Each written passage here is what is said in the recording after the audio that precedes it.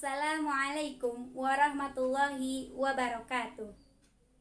Yang terhormat pimpinan Pondok Pesantren Miftahul Huda Al-Ustadz Badrul Tamam MEI, yang terhormat kepada para asatiz dan asatizah, yang terhormat kepada santriawan dan santriawati yang insya Allah berbahagia.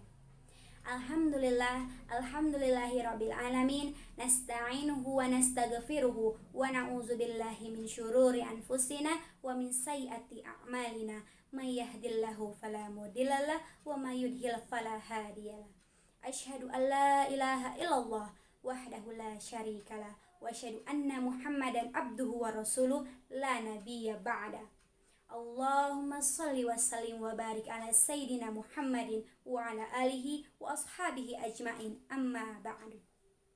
Pertama-tama, marilah kita panjatkan puja serta puji kehadirat Allah Subhanahu wa Ta'ala, yang mana telah memberikan kita beribu-ribu nikmat, salah satunya nikmat Islam, iman, serta sehat walafiat. Tak lupa pula salawat serta salamnya marilah kita curah limpahkan ke baginda Muhammad Sallallahu Alaihi Wasallam, yang mana telah membawa kita dari zaman kegelapan hingga zaman terang benderang seperti saat ini. Baik, berdirinya saya di sini akan menyampaikan sedikit pidato yang berjudul Arti Berpuasa. Puasa dalam bahasa ialah al-imsaku, yang artinya menahan diri, atas dasar firman Allah di dalam surat Maryam ayat 26, yaitu A'udzubillahi minasyaitonirrajim, Bismillahirrahmanirrahim, Inni nadartu birrahmani sauman falan ukallimal yawma insiya, yang artinya maka aku tidak akan berbicara dengan seorang manapun pada hari ini. Nah, pada lafaz sauman falan ukalima yang dimaksud ialah al-imsaku anil kalam, yaitu menahan diri dari berbicara.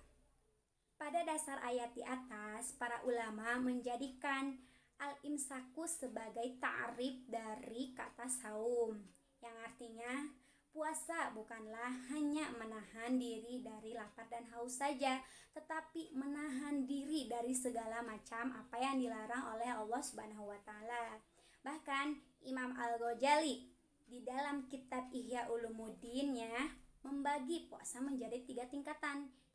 Yang pertama yaitu saumul awam.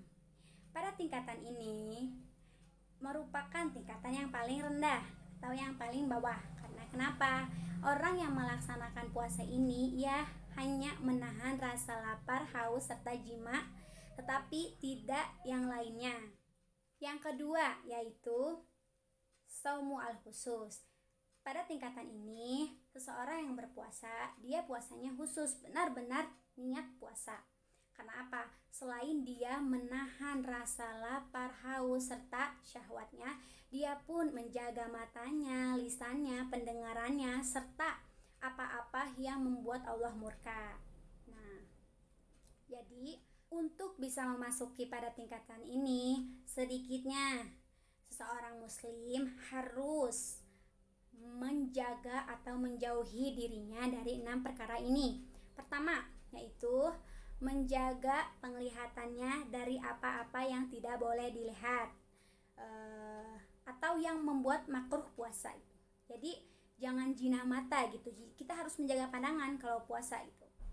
Terus yang kedua, menjaga lisan. Jangan sampai lisan kita mengucapkan kata yang menyakitkan hati kepada orang, ataupun berbohong, ria, dan menyakiti hati orang lain. Jika berpuasa kita tutup, kunci dulu lah gitu mulut kita, supaya apa? Supaya tetap puasa kita tuh jalan tanpa sia-sia. Yang ketiga yaitu menjaga pendengaran kita. Kita menjaga pendengaran kita dari hal-hal yang tidak baik, seperti mungkin mendengar ucapan yang kotor, ataupun yang tidak terpuji, ataupun omongan-omongan tentang pergibahan ya. Walaupun kita tidak gibah, tapi ada tetangga atau teman kita yang gibah, stoplah, kita jangan mendengarkan. Kalau bisa kita jauh-jauh. Karena kenapa? Walaupun kita nggak gibah, tapi kita mendengarkan hal-hal itu yang tidak baik, sama saja itu kita mendengarkan hal yang buruk. Yang keempat yaitu mencegah anggota tubuh lainnya dari yang membuat akan makruh. Contohnya mencegah perut kita memakan makanan yang subhat saat berbuka puasa. Yang kelima yaitu jika berbuka puasa tidak berlebihan makannya atau tidak sampai perut penuh. Karena kenapa? Jika kita seperti itu, berarti seseorang itu tidak mengambil faidah dari berpuasa itu. Yang dia pikirkan hanyalah bagaimana nanti saya bisa makan banyak saat berbuka. Jadi dia tidak mengambil faidahnya. Dan yang keenam yaitu mempunyai hati yang diliputi rasa cemas dan rasa berharap ketidaktahuan. Contohnya, kita apakah tahu amalan puasa kita diterima atau tidak? Nah, kenapa kita harus mempunyai hati yang seperti ini? Karena senantiasa untuk membuat kita selalu berikhtiar, selalu menjadi yang lebih baik atau menjadikan puasa kita yang lebih baik. Kita bakal mencegah hal yang bakal membatalkan atau memakruhkan puasa kita. Dan yang ketiga yaitu saumu al-khusus, yaitu tingkatan puasa levelnya Nabi, para alim solih dan kekasih Allah. Karena kenapa? Ini merupakan tingkatan yang paling tinggi atau yang paling utama. Karena dalam puasa model ini, puasa yang benar-benar membersihkan hati, yang tidak sama sekali memikirkan hal duniawi. Dia hanya fokus terhadap ibadahnya kepada Allah, mengingat selalu Allah, tidak ada yang lain ataupun yang menyangkut tentang duniawi. Jadi khusus untuk menyerahkan dirinya kepada Allah. Nah, inilah puasa yang paling bagus atau yang utama. Baik saudara dan saudari, jadi kesimpulannya, kita bila berpuasa jangan mau hanya sia-sia saja.